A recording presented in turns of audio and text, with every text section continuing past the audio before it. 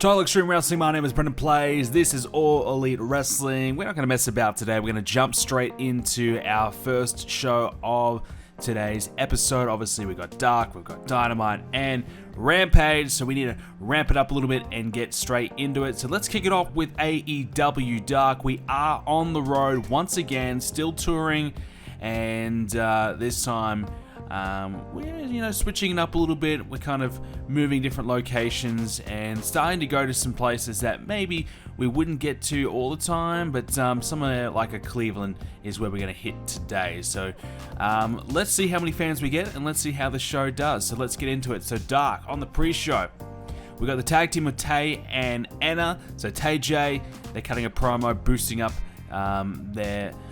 their stocks a little bit. I think we're going to set up soon a tag team feud. We only have two women's tag teams. We've got Brandy and Velvet, and of course Tay and Anna J. So I feel like that's the only logical feud to do. So we're going to do it at some point, and I feel like we'll try and make it a big deal. But we'll set that up in the near future. So we're looking to try and get Tay and J a bit of momentum. We brought in local talent. It was actually Caitlyn. She was the best option of a local, and I figured, let's see where she's at. If she's 34, is she a viable option? Be someone we could bring in on occasion? Answer's probably no. No, she performed at 19. She lost to Anna J, who performed at 30, and that's with pretty good chemistry. So without the chemistry, I don't even want to know how she would go. So yeah, we brought her in for a chance, and that will be the last chance that she'll get. So 26 for that one. Speaking of Brandy and Velvet, they teamed up to take on Shanna and Layla Hirsch for a 35 rated match. Not bad. Brandy 43, the best in the match. Layla 32 was the best on her team. And of course, Brandy and Velvet picked up the win. And in the pre-show as well, we had Julia Hart and the Varsity Blondes, and they were discussing the Wingman's actions from last week. Of course, the Wingmen were trying to hit on Julia Hart and pick her up and have her join their crew. Instead, the Varsity Blondes swooped in to save the day. 32 for that segment. And speaking of, we've got one more pre-show match. I think it's Austin Garden versus Griff Garrison. 27 rated. Not great, but we gave Griff Garrison the win. Alright, so Sean Spears is getting hyped up by Tully Blanchard. He's hyping up Sean Spears' recent improvement ever since joining the Pinnacle. So, good little segment there for Spears to try and... Well, he's still got ice cold momentum, so we're trying to turn that around, so some promos here may hopefully help.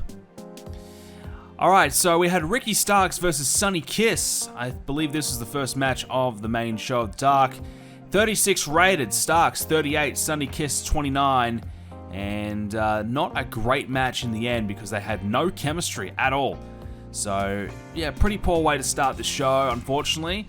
I figured Ricky Starks could use a big win here, just to get him some momentum as a singles. He hasn't had a lot of wins as a singles as of late. He's now gaining a lot of popularity, so he's doing really well. Figured this is a good chance to capitalize on that. Well, Sonny Kiss not the right opponent. Post-match though, Ricky Starks and Taz are trash-talking Kip Sabian and telling him that he cannot beat Ricky Starks. So Kip Sabian, of course, is feuding with Ricky Starks. Sabian's starting to get a bit of momentum, starting to make a bit of a name for himself. Well, Ricky Starks doesn't want any part of that. He wants to try and shut that down immediately and prove that he's better than him. So a bit of trash talking there. The Natural Nightmares took on the Good Brothers for a 43 rated match. The Good Brothers picked up the win. Anderson 57, Gallows 55, Dustin Rhodes 48. QT Marshall letting everyone down with just a performance of 33. So I've still got the Natural Nightmares as the crew. I know in real life QT's turned heel. I have no interest in having QT Marshall have his own faction. I think that'd be abysmal. And yeah, we still haven't signed a lot of the guys that are in QT's faction, like Nick Comoroto, whatever his name is, and Aaron Solo. We don't have them on our roster. So we should probably sign them, I suppose. But I just have no interest in really booking QT as a prominent character. I just don't see that working. Jade Cargill, 42 rated promo as she's criticizing Riho for her size. So of course those two feuding at the moment. Good promo though. Thunder Rosa defeated Mel for 26. I tried to have this on the main show because I'm trying to get Thunder Rosa back in the mix a little bit, and I figured she had enough popularity to pull it off. I was wrong. It didn't quite get there. The Hardys took on the Butcher and the Blade for 47. Wow, not great. Jeff Hardy, 75. Matt Hardy, 67. The Blade, 34. Butcher, 31. So the Hardys were really good. Very good. You know, ever since we changed our product settings a little bit, the Hardys have probably benefited the most from that. They have certainly improved a lot because of that. I'm still not sure if I'm going to stay with those product settings. I feel like it's maybe making things a little bit too easy in terms of match performances for some of our top guys, and making it a little bit more difficult for our mid to lower card guys to really prosper. So it's a bit of a tricky one. But nonetheless, the Hardys were good. The Butcher and Blade were not. Still ended up not being a great match. Hardys picked up the win, of course. And the Hardys post-match said that they're going to keep trying to get wins to try and move up the rankings so they qualify for a match against the Young Bucks. So I was thinking about having these two teams face each other at Fight for the Fallen, but I feel like a feud of this size should maybe be held off a little bit. Either that, or have some sort of screwy finish to maybe invoke the heel turn of the Young Bucks and have the rematch at Fight for the Fallen. Something along those lines anyways. But Dark 37, the crowd wanted a few more interview segments. Well, I thought we had plenty of those, but okay. Not a great show. Probably one of our worst episodes of Dark ever, really. I mean, pretty bad. I'm surprised because we did have the Good Brothers on there. We had the Hardys on there. I figured we'd get a couple of good matches out of them. Same with Ricky Starks. Well, I was wrong. Not a great show at all. Alright, AEW Dynamite is booked. Let's go ahead and check out the results. As we jump into the pre-show, we've got the Pinnacle. They are out partying in Las Vegas instead of being here at Dynamite. So, for some reason, they didn't want to be in Cleveland. They wanted to go out and party instead. 56 rated here for this segment. So Shawn Spears didn't do very well, and Excalibur was a little bit weak as well. Interesting. Also in the pre-show, the Best Friends defeated the Chaos Project. 43 rated match, probably one of Luther's better matches. Speaking of Luther, he performed a 20. Serpentico 25, Chuck and Trent 50 apiece. Not bad from the Best Friends. Best Friends cut a promo post-match as well, talking about the tag team division and where they currently sit in the rankings. So, 60 rated promo, pretty solid stuff from them. Jade Cargill is shown training for her upcoming match with Riho, and that rounds out the pre-show as we now move into the main show. Cody Rhodes and Sammy Guevara meet in the middle of the ring to discuss their upcoming match. So, face-to-face confrontation sort of promo here between these two. Sammy Guevara basically saying he's, trying to, overtake Cody Rhodes. He wants to be the future. He wants to, prove that he can hang with the best. And, Cody Rhodes is saying he wants to get himself back into the rankings. He wants to become a world champion for the first time in his career, and he needs to start beating the very best that AEW has to offer in Sammy Guevara to do so. So it's a good matchup for both guys. Both have a lot to gain from this one. 89 rated segment. Great start to the show. Jon Moxley is in action. He took on Cesar Bononi. 60 rated match. He did his best to carry him. Moxley 77, Bononi 28. Obviously, not a great performance from Cesar, but this match does serve a greater purpose, which we'll get into. And we had Brian Pillman Jr. on commentary for this one, obviously advancing the Wingman and Varsity Blonde storyline, kind of utilizing Jon Moxley a little bit here to capitalize and make the feud a little bit stronger with the storyline heat.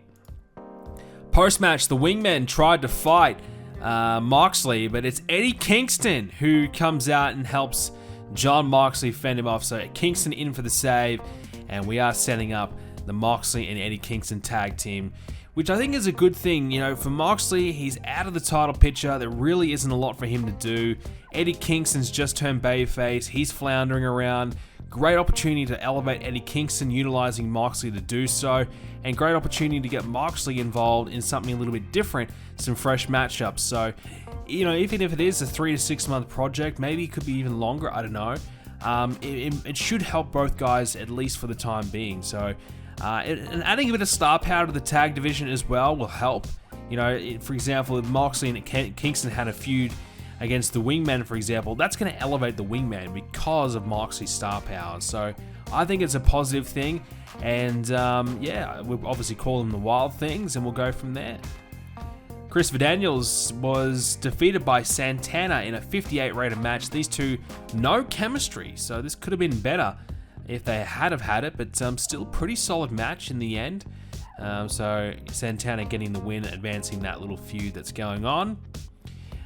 So after their little confrontation earlier on, Eddie Kingston and John Moxley are backstage. Moxley says he doesn't need help. He didn't need Eddie Kingston to help him out at all tonight. He could have fended off the wingman. He's a solo guy.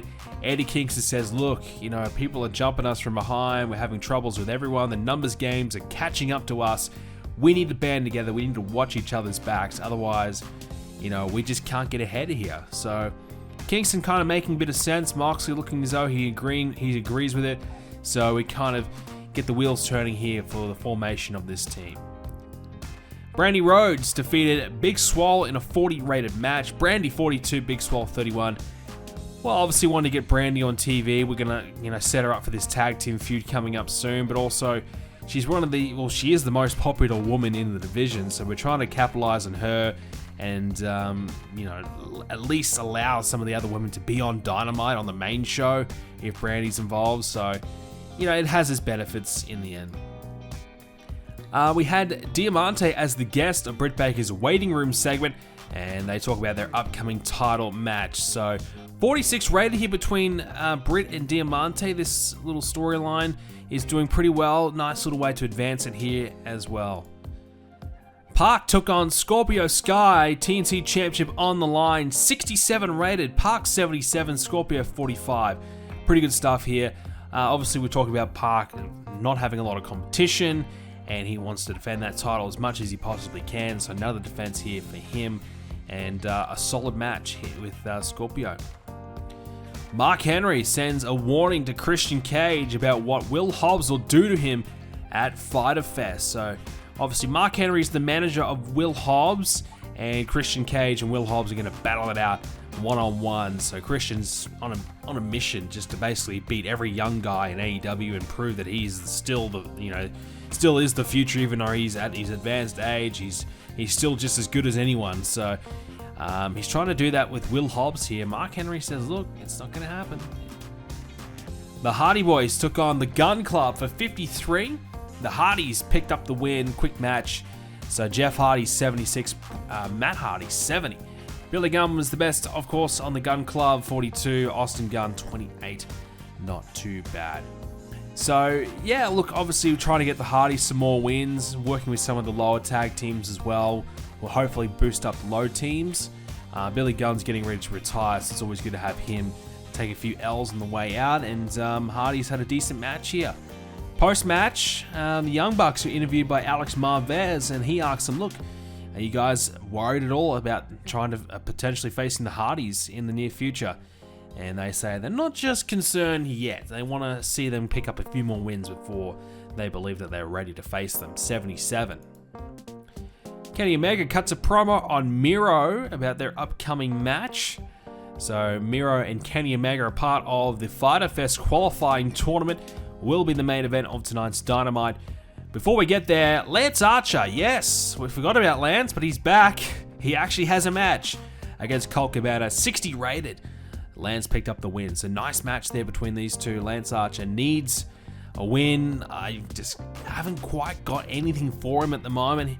Whenever we're putting with some of the low mid-card guys, it hasn't worked well, and it's actually brought his popularity down. So I'm a little bit scared to have him work with the lower tier talent, and I don't want him losing to the top guys all the time. So it's a bit of a tricky one, but 60 rated nonetheless.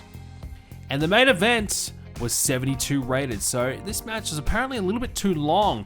I think I only had it at 16 minutes. So that's still too long with these new product settings we're trying. But Kenny Omega 84, Miro 66, 72 rated match. We had Adam Page ringside for this one. Taz on commentary as, of course, Taz, managing Brian Cage, who's in the tournament still. So everyone's out there. Not a bad match. And Don Callis interfered to cost Miro the match and allow Kenny Omega to pick up the win.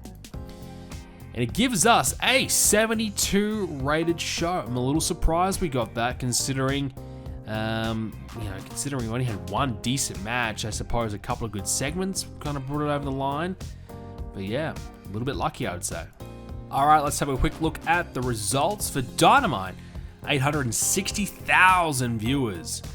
That's pretty good, I would say. 870,000, including all the overseas viewers. So pretty solid stuff in the end. I'll take that. NXT, 612,000 viewers that they had. Not too bad.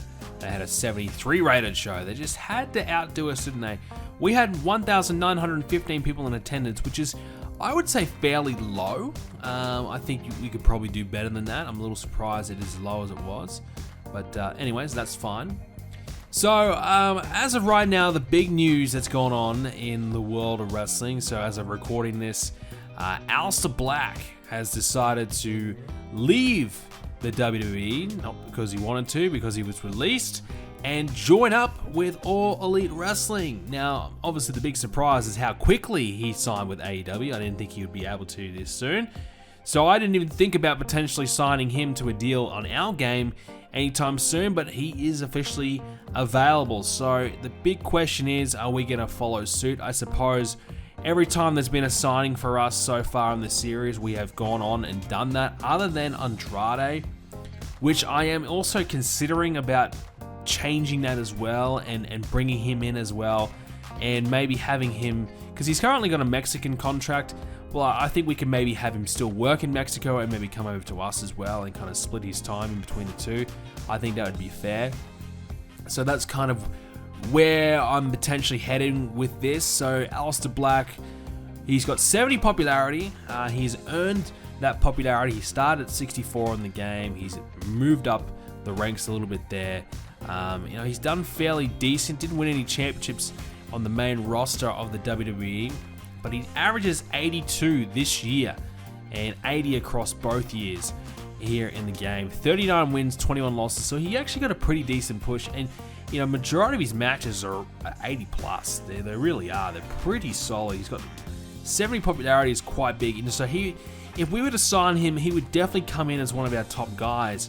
Now, I don't really see him as a top guy. That's the problem. I don't see him as that main event world champion caliber guy. He hasn't got a good promo here in the game. He's got pretty solid wrestling skills. He'll definitely have a good match. His basics is 99. It's pretty solid. Great consistency as well. So there's no doubt about it. He's going to have good matches. He's got 83 star quality, so he could potentially gain a lot of popularity. He just doesn't have the mic skills. And doesn't have the menace as well. He's not a big guy, so it's a little bit difficult to really get him over in terms of angles and segments. He's going to have to get over in terms of his in-ring stuff. A little bit like Park, I suppose. So he would be a little bit tricky to use, but, he's got that darker sort of character. You could always have him and Darby Allin maybe do something together. I think that would kind of be fun. But there's a lot of top profile matches we could do, and I suppose, can he play a babyface and a heel? He's better as a heel, but I guess he can still do a babyface role. So we are lacking a bit of babyfaces at the top of the card, so that might be an option for us to go with. But nonetheless, we will sign him. I'm a little bit apprehensive about it, but I think it's the way to go nonetheless. So we'll sign him. I guess a 2-year deal would be fair. So he wants more money, I suppose. So we better offer him a little bit more money. He wants more money. 3.5's not enough. So we'll go 3,750. I think he's going to want 4,000 by the looks of it, if not more. Yeah, he wants more merchandise money. Well, I'll give him a little bit more of that. So there we go, $4,000 per show. So he's going to make some decent cash working for us. But yeah, look, I think it's going to be good. I think it's a good decision to bring him in. I think he'll add a lot to our roster. I suppose, obviously, the other thing is, Andrade. Do we go ahead and make him available for us? Now, in terms of Andrade, I have less interest in Andrade than I do with Aleister Black. So Andrade has 66 popularity. So in terms of his wrestling skills, he's far better than Aleister Black. Well, Malakai Black is what he's now called now. 82 star quality, so he still has the exact same star quality. He's got the charisma. Mic skills are not too bad. So he honestly, as a raw talent, is probably better than Malakai Black. But again, I'm not sure. Like, I don't see Andrade as a world championship caliber guy either. He's kind of been pushed as that a little bit in real life. So yeah, and he's already CMLL world champion. They gave him the belt as soon as he basically rocked up. So I don't know. Like, I'll have to probably leave it to the comment section down below. Do you guys think we should bring in La Sombra? So that, of course, is Andrade El Idolo. Should we bring him in as well and keep with the realism? I suppose you probably should. If it's happening in real life, we should probably replicate it here in the game. But I guess the difficult thing about it is, we've already signed, a lot of guys this year, and it takes time to kind of really utilize them as a top role. And there's a few guys that we still, haven't quite got there yet. Adam Page, we don't want to have him lose his spot. Sammy Guevara's had a huge rise this year. Park's still doing really well without really doing a lot. We don't want to have him fall off the ranks because, his skills are even far better than the others, and he hasn't quite got that big push yet. So I guess you have to kind of pick and choose who's the right guys. When you also look at this list, a lot of them are pretty old. So Kenny Omega's 38. He's just probably in the tail end of his prime, if not exiting it. MJF, he's right in his prime now, so you still want to continue to push him hard. Cody Rhodes is in his prime, so you still want to go with him. Jericho's on his way out. Matt Hardy's probably on his way out. Adam Page is in his prime, so you've got a few guys in your prime, but there is a few more older guys as well, especially further down the card. When you look at your Christian Cages, Jake Hager's getting pretty old, Brian Cage, Lance Archer. Miro's not that young either, so there's a bit of an aging talent concern long term for us. But bringing in Andrade, he's fairly old. Fairly young. Malakai Black's not young. I think he's 36. So yeah, that'd be pretty similar to what we're doing as well. So it's a tricky one. Can we find a spot for all these guys? I mean, someone like Miro, who hasn't been good in our save, would probably be the one to lose out. Lance Archer, we're struggling to use him already. Same with Brian Cage. He's been a little bit up and down. So those are the sort of the guys that would miss out. And someone like a Ray Phoenix, who's done really, really well and been given a pretty solid push, he might all of a sudden find himself on the way down the card as well, which would be a bit of a shame, and you probably don't want to lose out on him. You still got the older guys like Sting, Paul White we didn't mention as well, Christian Cage. Christian's a guy that we've already put a lot of time and an effort into already, and we're giving him this big push. If we bring in Andrade, you bring in Malakai Black, or someone like Christian as well, he could find himself being the guy to put people over rather than having that one last run, which I think would have been probably nice to see him get one maybe title shot, or maybe small little title run. But yeah, he might have to be the one to miss out as well and go in a different direction. So it would certainly make things a little bit more challenging. We have a pretty big roster as it is, but I guess what it would do is add a few more stars to the roster. So guys like Cage and Archer and Miro in the middle of the card can have a few more guys to work with, and then a few guys further down the card, Ricky Starks, the Will Hobbs, the Jungle Boys, got a few more guys that we can have them feud with as well. So we'll have to think about Andrade, but certainly Malakai Black on his way in, hopefully, and I think it might be for the best. Final show for today's episode, it is Rampage. Let's jump into it. So to kick off the show, we've got SCU and the Jurassic Express teaming up to take on the Good Brothers and Proud and Powerful. 60 rated for this one. Luchasaurus 54, Jungle Boy 61, Kazarian 46, Daniels 50, Ortiz 62, Santana 60, Gallows 55, same with Anderson. Well, look, pretty good. Honestly, pretty good stuff. So we changed the commentary team around as well. We put Don Callis on commentary. We took Colt Cabana off, so Don Callis and Mark Henry have pretty good chemistry when working together, so that's a good plus as well. So that should help enhance our shows every single week. So that's a really good bonus for us that we can work with. Brandy Rhodes hosts a confrontation between Jade and Riho, 42 for this one, so that will help elevate the storyline here. So, yeah, we still utilize Brandy when we can. She's obviously the most popular woman on the roster, as we mentioned earlier on. So, she kind of is the female authority figure in a small little way. We don't try and overdo it too much, but in terms of the female stuff, she's kind of like the head honcho there, I suppose. The Wild Things make their debut as a tag team, so Kingston's managed to convince Moxley to take on the Wingmen. 62 rated for this one. Moxley, 83. Kingston, 59. Nemeth, 26th. Benoni, 28. So, really great stuff from Moxley, and it's really going to help Eddie Kingston, I feel. Moxley performing at those sort of performances is definitely going to help Eddie out. But, I figure we might as well follow up what we did on Dynamite here with a match with the Wingmen. We're not going to do a feud, just a one-off match here. Easy win for the Wild Things, but, trying to establish whether this team is going to work or not. We had a follow-up segment where Eddie Kingston John Moxley says that he enjoyed teaming up with Kingston, but doesn't think that he'll do it again. So it feels like it's going to be more of a one-off sort of deal. So a 78 rated little segment there between Eddie and Moxley. Taz and Brian Cage are cutting a promo on Hangman Adam Page ahead of tonight's main event. So it'll be a tournament match between Brian Cage and Adam Page. This should be a good one. So let's check it out. 64 rated in the end. Wow. So no chemistry at all between Adam Page and Brian Cage. Wow. So that's a little bit disappointing there. Adam Page 61, Cage 52. Well, yeah, very bad chemistry between these two. Could have been a really strong main event, I feel like, without that penalty. So in the end, it doesn't get there. Adam Page picks up the win though. Taz trying to help Cage win. It didn't work. Page able to capitalize.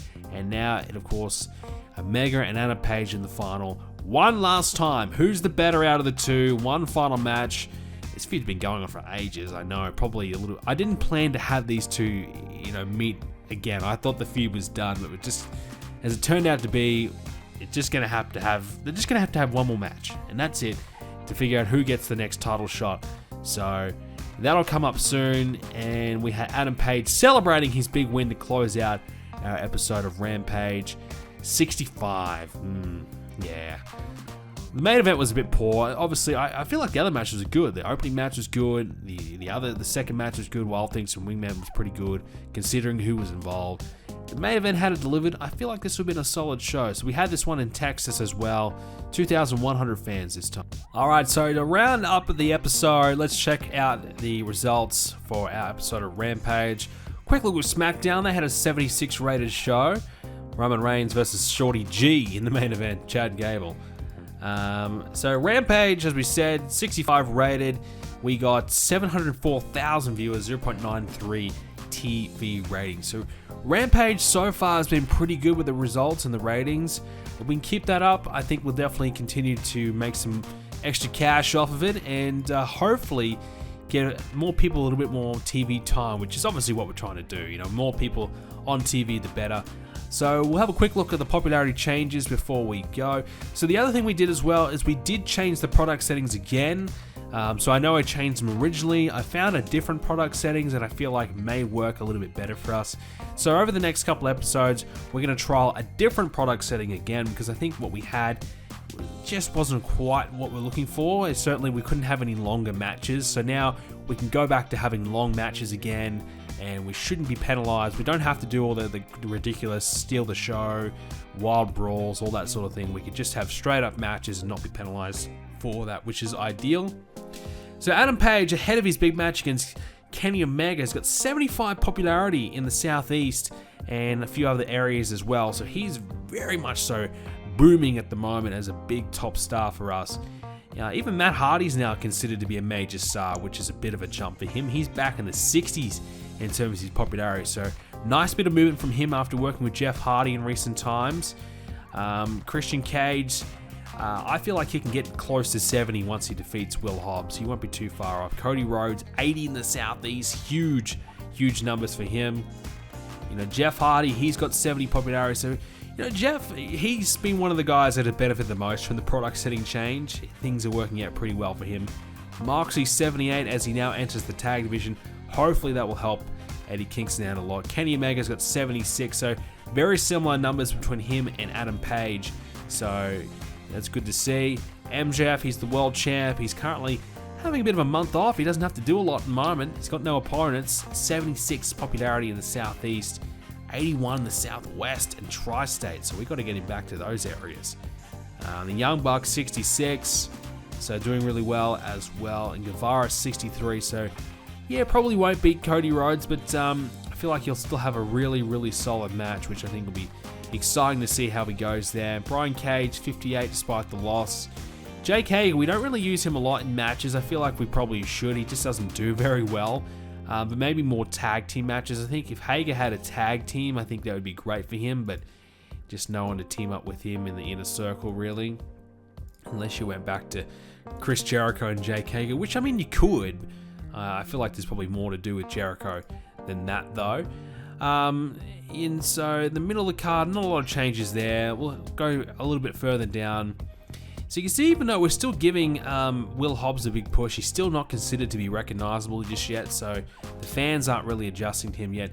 Eddie Kingston, though, he's got 45 popularity, so he's been slowly moving up, and again, probably gaining a point in recent times, so I feel like this is going to be a big opportunity for him.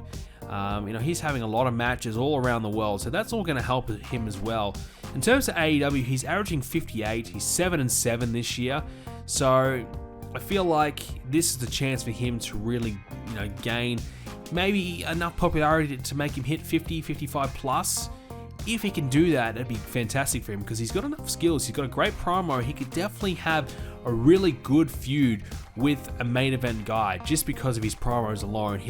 That'll be good enough to carry him to a strong angle associated with it. So exciting opportunity here for Eddie Kingston. Let's hope he doesn't blow it. Let's hope he doesn't get injured or something dramatic like that as well. Will Hobbs, 38 popularity in the Southeast and still isn't quite there yet. He's still got bad momentum despite the fact he's been winning for the most part. But huge opportunity for him to work with Christian Cage. Looking forward to seeing how that goes down. Hopefully it'll be enough to kind of get him maybe into the 40s in the Southeast. Would be fantastic if that could possibly happen. Don't think it will, but it would be huge for the career of Will Hobbs, and that's the plan with Christian, hopefully, to boost up a few young guys and get them over for the time being. Well, with that being said, Fyter Fest 2 weeks away, still more Dynamites to go until then. Our storylines are doing okay. Cody and Sammy's really strong. The Fyter Fest storyline's a little bit down, obviously after the Cage and Page match, unfortunately. We still haven't got an opponent for Park, really. We need to try and get him someone of some notability. Maybe it could be Malakai Black. I don't know. But speaking of Malakai Black, so we're still in negotiations with him, but we've had some rival deals. So New Japan have offered him $70,000 per month nearly. He doesn't even want to consider that because CMLL have offered him $56,000 per month. And he's considering that more so. So we had to offer him $60,000 per month. But I don't even think he's going to sign with us. I think we're going to have to up the ante and offer him a bit more money. Because he's currently considering 2 different offers. So we're not in the front runners. So we might have to really offer him a big money deal. Which I don't know if I really want to offer him this much money. I don't think he's worth $70,000 per month. Which is what we'd have to pay him for him to be satisfied and just consider us only. So the big plans are having Malakai Black just kind of, be a mid-card guy and, have some good matches. Well, he might have to be a main event guy because he might be the highest paid wrestler in the company if we sign him. He pretty much would be. Let's have a quick look out of all the top guys. We've only got Chris Jericho, who would be the only one on more money than him. Moxley doesn't even get $70,000 per month. Ridiculous. Absolutely ridiculous, the money we'd have to pay, and considering that we haven't been making a lot of money, it probably doesn't make a lot of sense to give him that much money. But that's what we'd have to do if we want to get him into our company. So big money for Malakai Black. I hope he's worth it. I really do. Ladies and gentlemen, thank you so much for joining us for this episode of Total Extreme Wrestling. We'll be back with more very soon. Thank you for watching. Leave a like on it and subscribe to see more, and I'll see you in the next one.